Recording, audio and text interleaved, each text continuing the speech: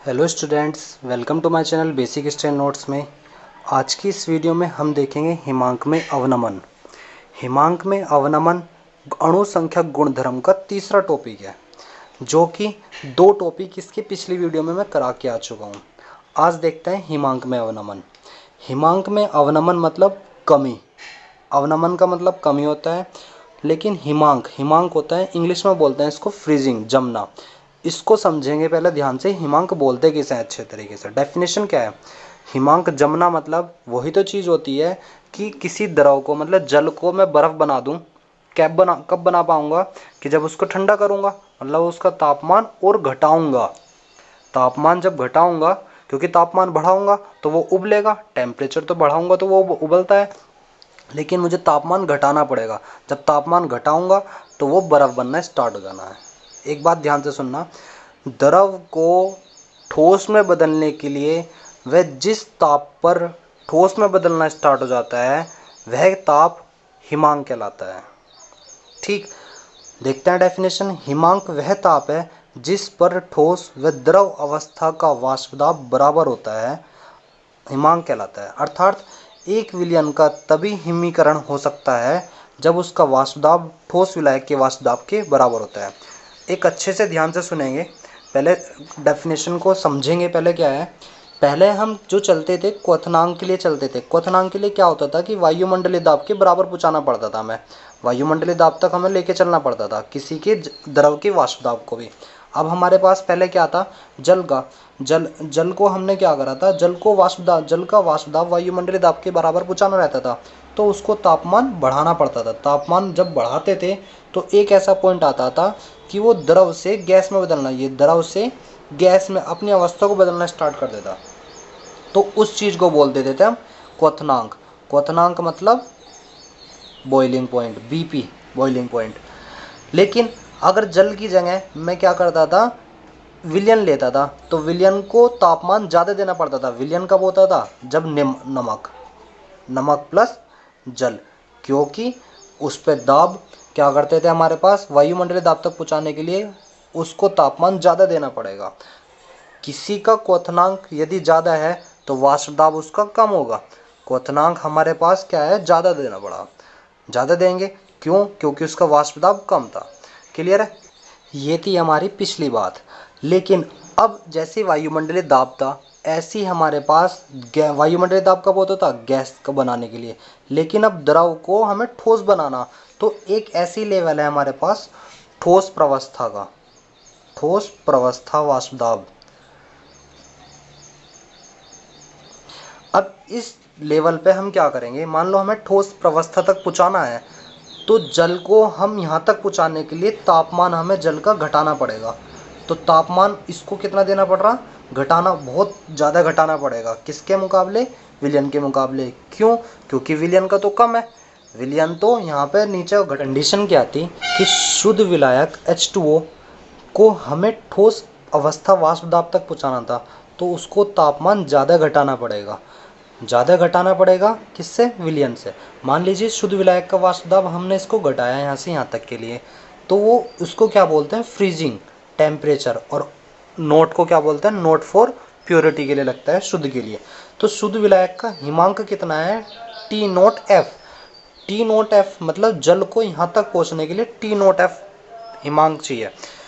अब हमने इसके अंदर कोई अवाष्पशील पदार्थ, मतलब कोई अवाष्पशील विलय मिला दिया, तो वो विलयन बन गया। तो विलयन बनने के साथ ही तो विलायक के वाष्प दाब से कम हो गया।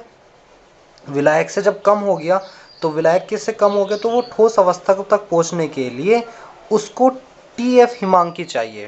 टीएफ मतलब freezing of temperature. Freezing, F से फ्रीजिंग, टी से टेम्परेचर, तो टीएफ। अब ध्यान से सुनना, अतः विलयन, देखिए डेफिनेशन को क्या है, जब किसी अवाष्पशील विलय को विलायक में घोलते हैं तो विलयन का वाष्प दाब विलायक से कम हो जाता है। अतः विलयन विलायक में कम ताप पर आ जाता है। जो विलयन था वो कम ताप पर आ गया था, इससे तो कम ताप ही लगेगा ना, तो कम ताप पर आ जाता है। हिमांक में कमी, इस हिमांक में कमी को ही हिमांक का अवनमन कहते हैं। डेफिनेशन क्लियर होगी? मतलब इस हिमांक में जो कमी आई है, तो इस हिमांक की कमी को ही हम क्या कहते हैं, हिमांक में अवनमन। ठीक है, इस हिमांक की कमी को हम डेल्टा टी एफ से प्रदर्शित करते हैं।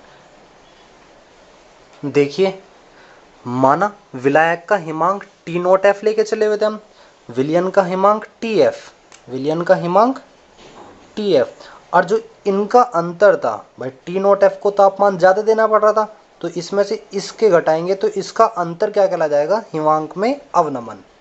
अर्थात क्या बनेगा कि जो विलायक का हिमांक था वह विलयन का हिमांक के अंतर को हिमांक अवनमन कहते हैं। क्लियर। और जो हिमांक अवनमन था, अब नोट देखते हैं, नोट, जो भी किसी विलयन का हिमांक होगा, हिमांक अवनमन, वो उसकी मोललता के समानुपाती होते हैं। मोललता क्यों, मोललता के समानुपाती क्यों होता है, क्योंकि जो भी विलायक का भार होता है वो विलेय की संख्याओं पर निर्भर करता है। जो भी विलायक का भार होगा वो विलेय की संख्याओं पर निर्भर करता है, और विलेय की संख्याओं पर निर्भर करता है तो ये चीज़ तो हिमांक भी कहता है ना। और पिछले भी हमने क्या था, क्वथनांक का उन्नयन भी। तो डेफिनेशन में ध्यान से देखना कि हिमांक का अवनमन भी मोललता के समानुपाती। इसका ग्राफ देखते हैं कि हमने पहले की जैसे ही, जैसे क्वथनांक का उन्नयन था, एक दाब लिया, एक तापमान लिया। अब दाब और तापमान में हमने एक पॉइंट इसका यहाँ पे शुद्ध विलायक का लिया, एक लेवल ले लिया, ये ठोस विलायक के लिए है, ये ठोस विलायक। अब जब शुद्ध विलायक को तापमान घटाना पड़ेगा तो वो ठोस विलायक तक पहुंचने के लिए तापमान घटाया उसने, तो टी नोट एफ ने जब तापमान घटाया उसका दाब भी घटता जा रहा था। तो जब दाब के लिए हमने तापमान इधर को तो घटेगा, जब दाब घट गया शुद्ध विलायक यहाँ से लेके यहाँ तक ठोस विलायक तक पहुँचने के लिए, तो उसका टी नोट एफ। क्लियर। अब इसी पॉइंट पे हमने विलयन को लिया, और विलयन भी जब हमारा घटने लगा, इससे नीचे क्यों लिया, क्योंकि उसका वाष्प दाब क्या है तुम्हारा, कम है। ठीक, तापमान कम देना पड़ रहा था इसको, जब तापमान कम देना पड़ेगा तो नीचे आ गया, तो इसको तापमान कम देने के लिए ये और नीचे की साइड में ठोस विलायक तक पहुंचने के लिए वो यहाँ पे गया, तो यहाँ से इसका जहाँ पे भी हुआ तो उसको क्या बोलते हैं, टी एफ। अब टी नोट एफ बड़ा हुआ किससे, टी एफ से, तापमान में पता चल गया ना। तो ग्राफ के अकॉर्डिंग भी आपको समझ में आ गया होगा कि टी नोट एफ बड़ा है टी एफ का, मतलब कि जो विलायक का हिमांक है वो विलयन के हिमांक से अधिक होता है। क्लियर है ना ये बात। नेक्स्ट टॉपिक प्रासरण दाब है। प्रासरण दाब को समझने के लिए मैं सबसे पहले प्रासरण को समझाऊंगा। प्रासरण को समझते हैं कि प्रासरण क्या चीज़ है। देखते हैं डायग्राम के अकॉर्डिंग कि हमारे पास एक कंटेनर है, इस कंटेनर के अंदर ये दो कंटेनर जुड़े हुए हैं, उसके एक तरफ ए और बी। ए में तो मैंने शुद्ध विलायक भर दिया और इसके अंदर बी में मैंने विलयन भर दिया। विलयन किस चीज़ का है, NaCl प्लस H2O, दो चीज़ों से। शुद्ध विलायक मतलब शुद्ध जल, इसके अंदर ओनली जल जल है। बीच में एक अर्धपारगम्य झिल्ली लगा दी, इसमें भी 100 ml शुद्ध विलायक है और इसमें भी 100 ml विलयन है, मतलब दोनों का विलयन जो है, जितने भी विलयन की विलायक की मात्रा है और ये विलयन की मात्रा है, दोनों बराबर ही होती है। बात ध्यान में रखते हैं, थोड़ा सा ध्यान से सुनते हैं कि शुद्ध विलायक 100 ml है, तो विलायक की जो सांद्रता है वो हमारी उच्च है। वो कैसे उच्च है देखते हैं। क्यों, क्योंकि जब हमने 100 ml एकदम प्योर है, इसमें कुछ और तो मिला हुआ नहीं, विलेय की मात्रा तो 0 है, मतलब इसमें नमक तो है ही नहीं। जब हमने शुद्ध विलायक में नमक मिला दिया था, नमक मिलाने पर भी वो 100 ml ही है, तो इसके अकॉर्डिंग जो विलायक है उसकी मात्रा तो यहाँ पे कम होगी ना, यहाँ पे कम है और यहाँ पे ज़्यादा होगी। क्यों, क्योंकि ये 100 ml पूरा रख रहा है, तो विलायक की मात्रा यहाँ पे उच्च है और यहाँ पे 100 से कम होगी, थोड़ी बहुत हो चाहे कितनी हो, यहाँ पे विलायक की मात्रा इसके अकॉर्डिंग निम्न होगी। बात आई समझ में। तो विलायक की जो मात्रा मतलब सांद्रता उच्च है, यहाँ पे विलायक की जो सांद्रता है निम्न है। अब जब विलयन की जो सांद्रता है, यहाँ पे टोटल विलयन है, उस टोटल विलयन में 100 ml है, तो इसकी सांद्रता उच्च होगी विलयन की, और यहाँ पे विलयन है ही नहीं, तो विलयन मतलब यहाँ पे नमक जो विलेय की मात्रा है वो 0 ही है, विलायक विलायक ही है यहाँ पे, तो यहाँ पे जो विलयन की सांद्रता होगी वो निम्न होगी इधर की साइड में। अब कंडीशन डेफिनेशन देखते हैं कि जो विलायक है इसके अकॉर्डिंग चलते हैं, इन दो के अकॉर्डिंग। जो विलायक है, विलायक अपनी उच्च सांद्रता से निम्न सांद्रता की ओर अर्धपारगम्य झिल्ली से होकर जाना क्या कहलाता है? परासरण कहलाता है। समझ में आई बात? कि उच्च सांद्रता विलायक का उच्च सांद्रता से निम्न सांद्रता की ओर अर्धपारगम्य से होकर जाना क्या कहलाता है? परासरण। दूसरी डेफिनेशन क्या है? कि हमारे पास विलयन की सांद्रता है, ऐसी परिक्रिया जिसमें विलायक के अणु कम सांद्रण वाले विलयन से अधिक सांद्रता वाले विलयन की ओर अर्धपारगम्य झिल्ली में से होकर जाए तो वो परासरण कहलाता है। डेफिनेशन भी यही कहती है। ये डेफिनेशन थी कि विलायक का अपनी उच्च सांद्रता से निम्न सांद्रता की ओर अर्धपारगम्य झिल्ली से होकर जाना परासरण कहलाता है। दूसरी डेफिनेशन क्या थी? कि वह परिक्रिया जिसमें विलायक के अणु कम सांद्रण वाले विलयन, समझ में आया? कम सांद्रण वाले विलयन से अधिक सांद्रण वाले विलयन में अर्धपारगम्य झिल्ली से होकर जाते हैं, परासरण कहलाते हैं। अब अर्धपारगम्य झिल्ली को देखते हैं कि अर्धपारगम्य झिल्ली क्या थी। है इसको देखने के लिए मैं डेफिनेशन पे आता हूँ। क्या थी अर्धपारगम्य झिल्ली? अभी हमने पढ़ा भी था परासरण में कि जो विलायक के कणों को अपने अंदर से गुजरने दे। विलायक के कण क्या थे? मतलब कि जो जल, शुद्ध जल था, वो शुद्ध जल अपने अंदर से गुजरने दे रही थी अर्धपारगम्य झिल्ली, तो उसको क्या बोलते थे? अर्धपारगम्य झिल्ली। तो वह झिल्ली जो अपने अंदर से विलायक के कणों को गुजरने देती है, अर्धपारगम्य झिल्ली कहलाती है। स्टूडेंट्स बड़े ध्यान से सुनना कि जो परासरण दाब टॉपिक है उससे रिलेटेड अर्धपारगम्य झिल्ली है, वो सिर्फ आज भी मतलब अणुसंख्यक गुणधर्म का ही टॉपिक है। मतलब वो ठोस प्लस द्रव, नमक और जल, नमक विलेय है और जल विलायक, इसी चीज़ पर ही चलेगी। चौथा टॉपिक भी यही कहता है। तो हमारे पास जो विलायक है वो विलायक हमेशा क्या होगा? यहाँ पे जल के कणों को गुजरने देती है, अर्धपारगम्य झिल्ली कहलाती है। जैसे अंडे की झिल्ली, और साइंटिफिकली बात करें तो कॉपर फेरोसाइनाइड आदि, इनमें कॉपर फेरोसाइनाइड की झिल्ली सर्वोत्तम मानी जाती है। मेरे पास एक डायग्राम है, इस डायग्राम के अकॉर्डिंग मैं देखता हूँ कि यहाँ पे जो विलियन है, विलियन के अंदर जो ब्लैक पॉइंट्स है वो नमक है, और दूसरा ये है कि ब्लू से वो पानी है। दोनों को मिलके एक विलियन बना हुआ है। यहाँ पे बीच में अर्धपारगम्य झिल्ली लगी हुई है। इस झिल्ली में से क्या कण जाएंगे? विलायक के कण, मतलब जल निकल जाएगा। जल निकलने वाले इस विलायक के कणों को जो गुजरने देगी, ऐसी झिल्ली अर्धपारगम्य झिल्ली कहलाती है। क्लियर? अब इसको ही हम एक क्वेश्चन के अकॉर्डिंग समझते हैं। ध्यान से सुनना कि कम सांद्रण अधिक सांद्रण आपको समझ में आ गया होगा। इसी के कम सांद्रण अधिक सांद्रण को लेकर एक क्वेश्चन भी है अर्धपारगम्य झिल्ली पे भी, कि हमसे पूछा भी जाता है। एक नेचुरली अच्छा क्वेश्चन है कि छिले हुए अंडे को जल में डालकर वह फूल जाता है। कोई छिला हुआ अंडा है, उसको जल में डालकर वह फूल जाता है, और नमक के विलयन में डालने पर वह सिकुड़ जाता है। ऐसा क्यों होता है? तो अब आपको समझ में आ गया होगा कि वो अंडे की जो झिल्ली होती है अर्धपारगम्य झिल्ली के अकॉर्डिंग ही काम करती है, कि जो शुद्ध जल में अंडे रखने पर वह जल अंडे की कोशिकाओं में की भांति में प्रवेश कर जाता है। क्यों? जो शुद्ध विलायक का जो सांद्रण होता है वो उच्च होता है। अंडे का जो सांद्रण होता है, अंडे का द्रव का जो सांद्रण होता है, उससे उच्च होता है किसका? विलायक के, मतलब जल का।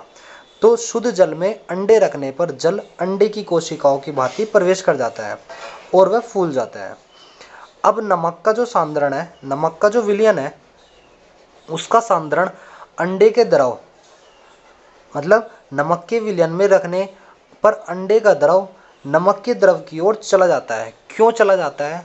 समझ में आ गया होगा बात। क्योंकि जो अंडे का अंदर जो द्रव होता है, अंडे के अंदर जो लिक्विड होता है वो लिक्विड, और जो नमक का पानी बाहर है, तो नमक के पानी का जो सांद्रण होता है वो अधिक होता है। तो जिसके पास अधिक है तो वो किसके क्या होगा? विलयन। अंडे का जो द्रव, अंडे का जो विलयन होता है वो नमक के विलयन की ओर अपनी इधर को ओर चला जाएगा, तो वो नमक का पानी इसको सिकोड़ लेगा, क्योंकि नमक का द्रव अधिक सांद्रण होता है और अंडा सिकुड़ जाता है। क्लियर है? प्रकृति में प्रत्येक वनस्पति एवं जंतु में एसपीएम पाई जाती है। एसपीएम मतलब सेमी परमेबल मेम्ब्रेन, एसपीएम बोलते हैं सेमी परमेबल मेम्ब्रेन। इसको ही इंग्लिश हिंदी में अर्धपारगम्य झिल्ली बोलते हैं। प्रकृति के अंदर प्रत्येक वनस्पति या जंतु में एसपीएम पाई जाती है। संश्लेषण झिल्ली सेलोफेन की होती है। अर्धपारगम्य झिल्ली आपको समझ में आ गई होगी। अब इसके बाद हम देखते हैं प्रासरण। तो हमने समझ लिया था प्रासरण के बाद प्रासरण दाब में क्या था, कि जो प्रासरण था एक डायग्राम के अकॉर्डिंग हमने समझा था कि विलायकता और विलयनता, बीच में एसपीएम लगा हुआ अर्धपारगम्य झिल्ली। अब उस अर्धपारगम्य झिल्ली में जो इधर की साइड विलयन पर हमने एक दाब लगाएंगे। वो इतना दाब लगाएंगे कि किसी विलयन पर लगाया गया वह अतिरिक्त दाब प्रासरण दाब कहलाता है, जो विलयन के अंदर विलायक के प्रवेश को रोक देता है। विलयन के अंदर जो भी विलयन है उसके अंदर विलायक के प्रवेश को रोक देगा। विलायक का जो प्रवेश होना था वो अब होगा नहीं। जब ऐसा नहीं होगा तो उस दाब को प्रासरण दाब कहते हैं। ठीक है, देखते हैं डेफिनेशन को, ध्यान से सुनना कि प्रासरण दाब, किसी विलयन पर लगाया गया वह अतिरिक्त दाब प्रासरण दाब कहलाता है, जो विलयन में विलायक के प्रवेश को रोक देते हैं। इसे पी से प्रदर्शित करता है। पी से भी कर सकते हैं या पाई से, बुक के अकॉर्डिंग पाई से भी होता है। ठीक है, पाई से प्रदर्शित करते हैं। अब डेफिनेशन में डायग्राम के अकॉर्डिंग आपको प्रासरण दाब समझ में आ गया होगा। इस पे प्रासरण दाब को वायुमंडल एटीएम में नापते हैं। इसका अकॉर्डिंग अगर फॉर्मूला देखें तो P V is equal to W upon M R T, मतलब डब्ल्यू अपॉन एम एक एन होती है मोलों की संख्या, N is equal to W upon M मात्रा बटे अणुभार बोल देते हैं जिसको। ठीक, और एन अपॉन वी होती है सांद्रण। एन अपॉन वी क्या होता है? सांद्रण, जिसको हम सी बोल देते हैं, जिसको हम सी। तो बुक के अकॉर्डिंग एक फॉर्मूला भी मैंने आपको बता दिया। बुक का N upon V, N is equal to सांद्रण होता है। तो देखते हैं पी क्या है? प्रासरण दाब। वी क्या है? आयतन, जिसको हम लीटर में नापेंगे क्वेश्चन करते वक्त। डब्ल्यू भार ग्राम में होगा। एम अणुभार होता है। टी परमताप के। आर नियतांक, आर का मान कांस्टेंट होता है। ये गैस समीकरण, आदर्श गैस समीकरण के अकॉर्डिंग वहाँ से आई है। आदर्श गैस समीकरण के आर नियतांक, आर का मान 0.0821 जब एटमॉस्फेयर, एटीएम मतलब लीटर एटमॉस्फेरिक होगा, तब हमें क्या करना होगा? आर का मान ये रखना होगा। अदरवाइज आर का मान हम क्या रखेंगे? और दूसरे कंडीशन में कि 0.083 लीटर बार मोल इनवर्स केल्विन इनवर्स। ठीक है, अगर इस मात्रक में आया हुआ तो मान ये रखा जाएगा। बुक के अकॉर्डिंग हम देखते हैं कि प्रासरण दाब जिसे हम पाई से प्रदर्शित करते हैं, तो वो पाई सांद्रण मतलब सी, अभी समझा है कि एन अपॉन वी सांद्रण होता है, वो सी के समानुपाती होता है। जब सी के समानुपाती है तो इसको एक कंडीशन, और जब ताप बढ़ाएंगे, दाब बढ़ाएंगे तो उस पर ताप लगेगा, तो वो पाई, जब दाब लगेगा तभी तो ताप बढ़ेगा। तो क्या है, जो प्रासरण दाब है वो दाब टेम्परेचर पर निर्भर करता है। टेम्परेचर पर निर्भर करेगा तो उसका समानुपाती होता है। दोनों समीकरणों से देखेंगे तो सी टी के बराबर आर क्या हो जाना है यहाँ पे? समानुपाती है, समानुपाती का चिन्ह आर। आर को क्या बोलते हैं? नियतांक। जहाँ सी विलयन की सांद्रता है, सी को एन अपॉन वी बराबर डब्ल्यू अपॉन एम, आर का एन का मान होता है, वी नीचे है ये। यहाँ तक आपका प्रासरण दाब टॉपिक क्लियर हो चुका है। इसके बाद हम प्रासरण दाब से, इसी से रिलेटेड एक दूसरा टॉपिक देखते हैं, प्रतिलोम प्रासरण दाब। प्रतिलोम प्रासरण दाब इसी से संबंधित है, देखते हैं इसको। प्रतिलोम प्रासरण, प्रतिलोम प्रासरण, प्रासरण का ही एक विपरीत क्रिया होती है। हमने प्रासरण को पढ़ा था कि जब तक एक दाब लगाते रहेंगे, एक कंटेनर पे हमने दाब लगाते रहेंगे, कि वो दाब क्या आता हमारे पास, कि हमने इतना दाब लगाया, विलयन पर दाब लगाएंगे कि वो विलायक के प्रवेश को रोक देता है, तो उस दाब को हम प्रासरण दाब बोलते थे। किसी प्रासरण क्रिया में हमने विलयन में इतना दाब लगा देते कि वो एसपीएम से आने वाले विलायक के कणों के प्रवेश को रोक देता था। जब वो रोक देता था तो उसमें जो विलायक के जो सांद्रता थी वो उच्च से निम्न की ओर रुक जाती थी। अब इसमें क्या है, इसके अंदर कि यहाँ पे प्रतिलोम प्रासरण में यहाँ से उच्च से निम्न की ओर रुक गई, तो उस दाब को, उस ऐसे दाब को क्या बोलते थे? प्रासरण दाब। लेकिन अब प्रासरण दाब को मैंने और भी अधिक दाब लगाऊंगा, प्रासरण दाब से अधिक दाब लगाऊंगा, तो उसके अंदर जो विलयन के जो अंदर होगा वो कण अर्धपारगम्य झिल्ली से, मतलब कि जो विलायक के जो कण हैं इसके अंदर, विलयन में विलायक के जो कण हैं वो गमन करेंगे अर्धपारगम्य झिल्ली को, मतलब कम संख्या से अधिक संख्या की ओर, कम संख्या से अधिक संख्या की ओर क्या करेंगे ये, मतलब कि प्रवाहित कर देंगे, अर्धपारगम्य झिल्ली से प्रवाहित हो जाने हैं। तो इसी चीज को बोलते हैं प्रतिलोम परासरण, प्रतिलोम परासरण। ये एक टॉपिक, अगर मैं बात करूं समुद्री जल पर, समुद्री जल नमक का ही पानी होता है, समुद्री जल, तो उसको समुद्री जल को विलवणीकरण, विलवणीकरण मतलब कि लवण से हटाना, लवण को हटाना विलवणीकरण होता है। डेफिनेशन देखते हैं प्रतिलोम प्रासरण की। यह प्रासरण से विपरीत क्रिया होती है जिसमें दाब लगाकर विलायक के कणों को गमन को कम संख्या से अधिक संख्या की, गमन मतलब गुजारना, कम संख्या से अधिक संख्या की ओर किया जाता है, जैसे समुद्री जल में विलवणीकरण में। दूसरी डेफिनेशन क्या थी, यदि विलयन पर प्रासरण दाब से अधिक दाब लगा दिया जाता है तो प्रासरण की दिशा बदल जाती है। छोटी सी डेफिनेशन, या तो इसे कर लो या इसे कर लो। स्टूडेंट्स टॉपिक अच्छा है, ध्यान से सुनना कि अगर मैं इसको प्रतिलोम प्रासरण का यूज करता हूँ तो समुद्री जल को पीने योग्य पानी बना लेता हूँ, है ना। ये चीज़ एक छोटा सा टॉपिक है, समझने वाला अच्छा सा। इसके बाद हम समझते हैं प्रासरण से ही रिलेटेड दो तीन टॉपिक हैं जो छोटे छोटे से हैं, समपरासरी, अतिप्रासरी, अल्पप्रासरी विलयन। तो इन विलयनों को समझना होगा। देखते हैं समप्रासरी विलयन। जिन दो या दो से अधिक विलयन के प्रासरण दाब समान होते हैं समप्रासरी विलयन कहलाते हैं। मतलब प्रासरण दाब, मैं कहने लगूँ ए का प्रासरण दाब बी के प्रासरण दाब के यदि समान है तो ऐसा विलयन समप्रासरी विलयन कहलाता है।